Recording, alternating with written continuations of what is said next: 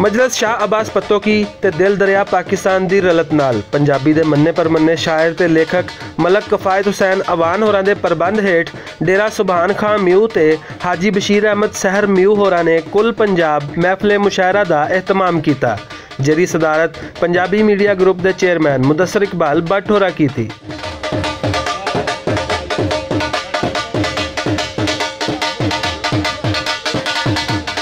इस मुशायरे विच पंजाब भर तो सिर कढ़वे शोरा ते दानश्वरां दे नाल सियासी शख्सियात ते मुअज़्ज़िज़ीन इलाका ने भी भरवीं रलत की ते हाज़रीन ने शोरा कराम दे कलाम दी भरवीं दाद दित्ती।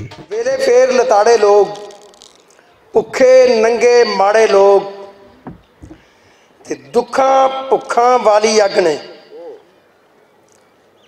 दुखां भुखां वाली अग ने अज भी चीरे पाड़े लोग। सप्पां नालों जहरी डंग ने अजकल दे इंसानां दे बहुता प्यार जतावन वाले बन गए दुश्मन जाना दे। क्या बात है। जेड़े पासे नजरां जावन रात गमां दी काली दसदी और मां बोली दे खेतर उत्ते नहीं मैनू हरियाली दसदी। बहुत अच्छा। भावें कसमां खा के सीधा चलते रहे, लोभ दे दीवे फिर भी अंदर बलते रहे, अज दा दर्द वंडावन वाला कोई नहीं, अज दा दर्द वंडावन वाला कोई नहीं, वादे साडे नाल हमेशा कल दे रहे। इस मौके ते उकाड़े तो खसूसी तौर ते आईयां गजाला अंजम होरां दे कलाम नूं भी हाजरीन वल्लों खूब दाद मिली। दम बदम पुरदमो होशियार खड़े रहते हैं, ये सरेदार भी बेदार खड़े रहते हैं, ये सरेदार भी बेदार खड़े रहते हैं, तेरे ये सोख्ता जान हथेली पे लिए, तेरे ये सोख्ता जान हथेली पे लिए, सरहदे इश्क पे तैयार खड़े रहते हैं, सरहदे इश्क पे तैयार खड़े रहते हैं। और बारहा लौट के दुश्मन को पड़ा है जाना, बारहा लौट के दुश्मन को पड़ा है जाना, क्योंकि हम सूरते दीवार खड़े रहते हैं, क्योंकि हम सूरते दीवार खड़े रहते हैं। इस मुशायरे लई खसूसी तौर ते लाहौर तो तशरीफ ले आए सीनियर सहाफ़ी नदीम रजा होरां पंजाबी दियां इलाकाई जुबानां दे बका लई काम करन दी जरूरत ते जोर देंदियां होयां बिला मुआवजा भुलेखा टीवी ते पंजाबी मीडिया ग्रुप दियां खिदमात पेश करन दा भी ऐलान कीता। पंजाबी दे हवाले नाल असीं सोचने आ कि पंजाबी नूं महफूज करन दी लोड़ है, लेकिन इस तो ज्यादा सानूं मेवाती महफूज करन दी लोड़ है। अज असी मैं बल्कि बशीर साहब नाल एक मुकालमा पहले भी होया कि भीख जी तो बाद सानू मेवाती जबान च वड्डा शायर नज़र नहीं आता। शायर ते अलग गल है, नसर सानू मेवाती जबान दी किते भी नहीं मिलती।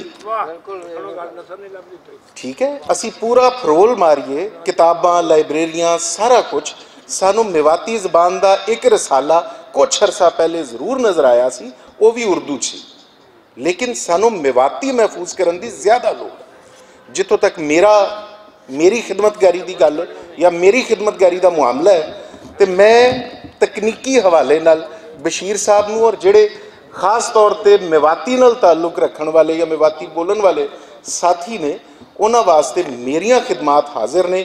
पहले स्टैप दे उत्ते लाइव स्ट्रीमिंग होवे या वैब चैनल होवे या इस तो अगला स्टैप होवे, हर चीज़ अवेलेबल है, हर चीज़ मुयसर है, बिला मुआवजा मुयसर है, सिर्फ स्टेप लैन दी लोड़ है। इस मौके ते सदर महफिल chairman Punjabi media group Mudassir Iqbal Bhatt होरां ने खूबसूरत महफिल सजान ते मुंतज़मीन नूं मुबारकबाद पेश कीती ते हाजी बशीर अहमद सहर म्यू होरां नूं भुलेखा टीवी ते भुलेखा अखबार दा पत्तो की दा नुमाइंदा बनाने दा भी ऐलान कीता।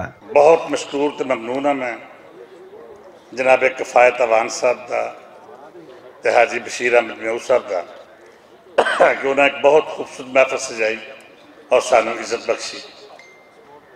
जो मैनू कफायत अवान साहब ने दावत दी तो मैं महसूस किया कि शायद उत्थे कोई बड़े मुख्तसर जिहे लोगों का मुशायरा होगा, जिथे शायर ही सुनाने वाले होंगे तो शायर ही सुनने वाले होंगे। लेकिन मैं इत्थे आके महसूस किया कि हाजी बशीर साहब ने तो मेला लाता है और मैं दाद देनी पवेगी इस मेले के मुंतजमीन नूं भी और इन्हां दोस्तां नूं भी जिहड़े इत्थे मौजूद ने और मुतवातर बह के इस महफिल नूं दोबाला कर रहे हैं। तो मैं अपने इदारे वालों ये ऐलान करन लग्या फखर महसूस करांगा कि बाजी बशीर साहब, रोज़नामा भुलेखा चैनल ते साडे अखबार दे ये बुनियादी तौर पर वड्डे कामे जिन्हों कहते हैं वो होणगे और इस इलाके पंजाबी ज़बान की नशो नुमा वास्ते पंजाबी अखबार ते चैनल के काम वास्ते वो साडी रहनुमाई फरमान और इत्थे वो काम कर।